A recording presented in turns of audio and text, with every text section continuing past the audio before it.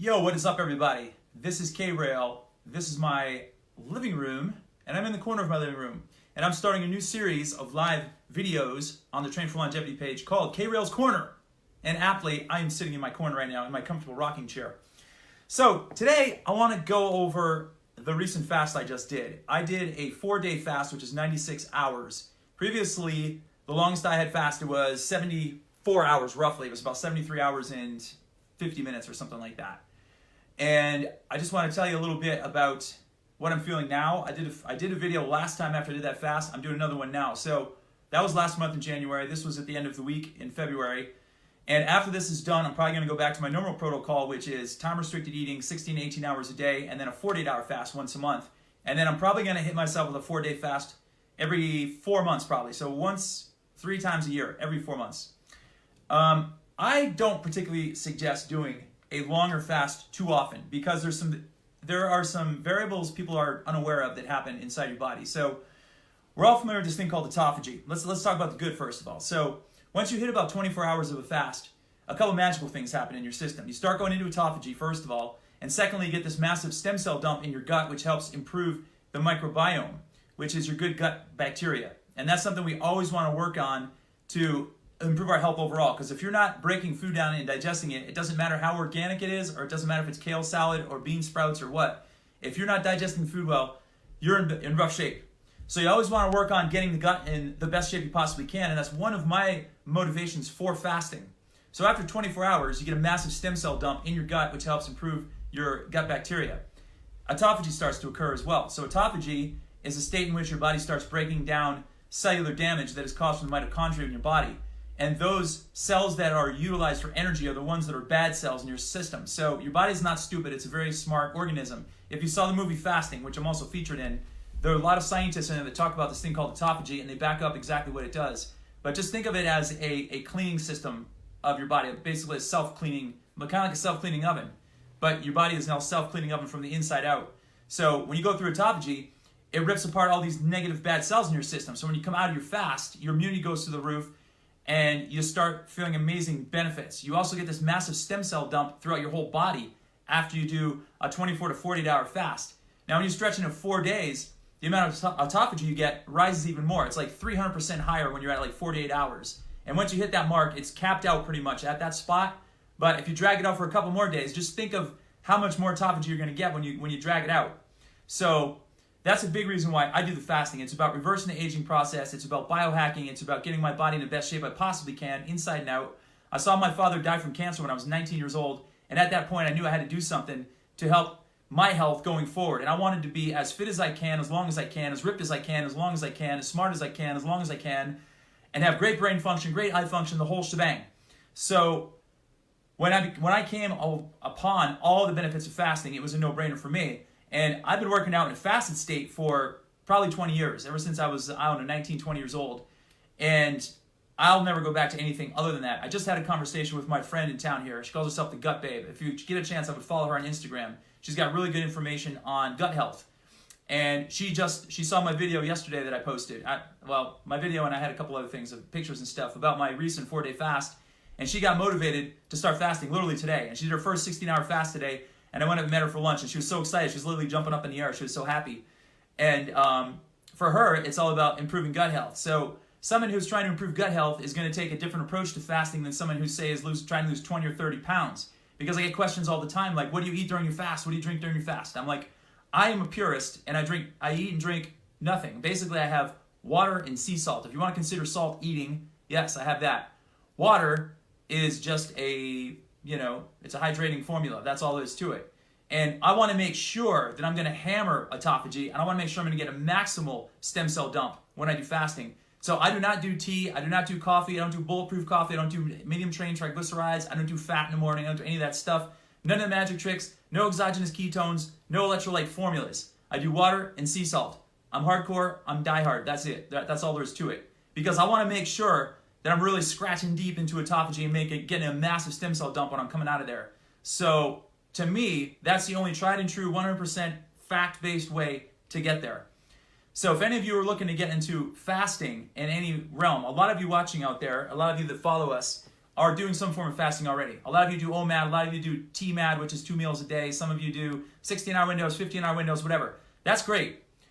I highly encourage everyone to do at least some form of fasting. And it's as minimal and easy as 12 hours a day, 3 meals a day, nothing in between, finished by 7 o'clock at night.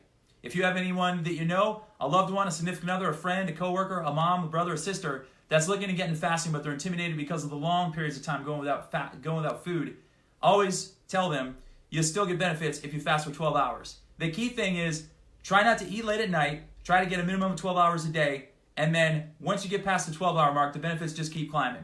So I just finished 4 days. I feel amazing right now. My brain function is really sharp. My workout this morning was a little bit labored, but it wasn't as bad as it was on days 2 and 3. So let me tell you about my workouts the past week. Day 1 was business as usual. It's no big deal. Day 2, I started getting a little winded, but I wasn't too bad. Day 3 and 4, I struggled mightily. I'll be completely honest with you in the gym. It is because I was carb depleted at this point. I was definitely in ketosis. I just know because you can tell by the way your body feels, like your brain function and stuff. It's just sharp. Your mood gets really balanced too. There's no like up and down of like mood swings. No depression, no anxiety. It's non-existent. You sleep like a rock. I slept like a rock 4 days in a row. However, the last 2 days, I needed sleep less. So I slept maybe 5 or 6 hours my 3rd day and 4th day.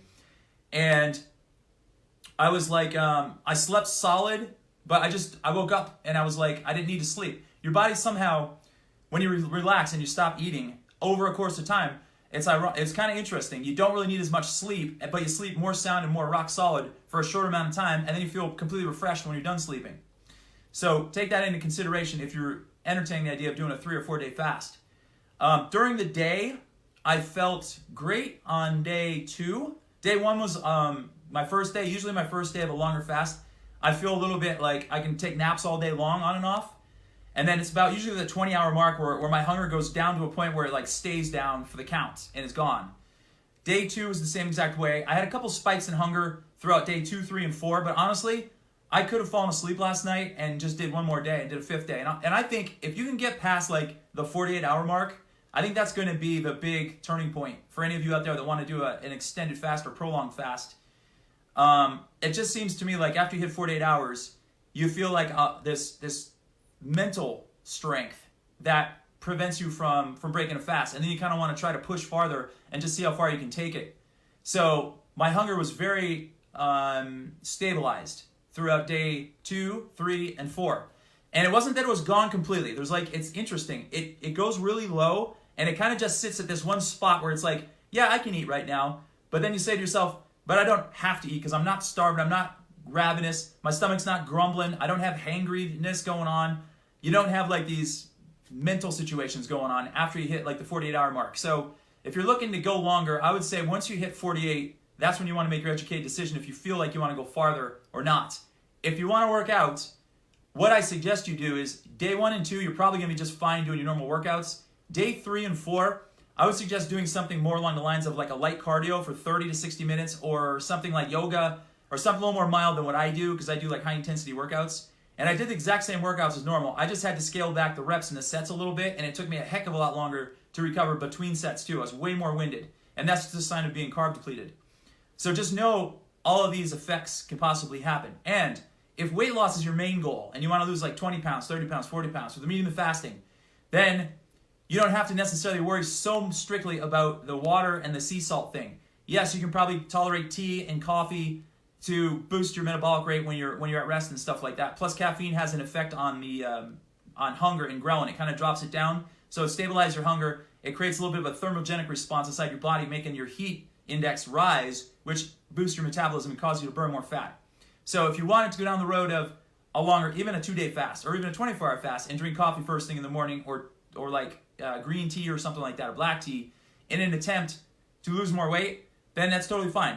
If you really want to get dialed in, though, you should do a finger prick test and check your blood glucose before you drink your beverage and then about 20 minutes after. And if you see a sharp rise in your blood sugar, then you probably shouldn't have the coffee or tea. Provided, again, if you're looking for the actual health benefits of fasting and not the weight loss benefits. If you're looking strictly for the weight loss benefits, then you're probably going to be fine with your tea or coffee and you don't have to worry about anything.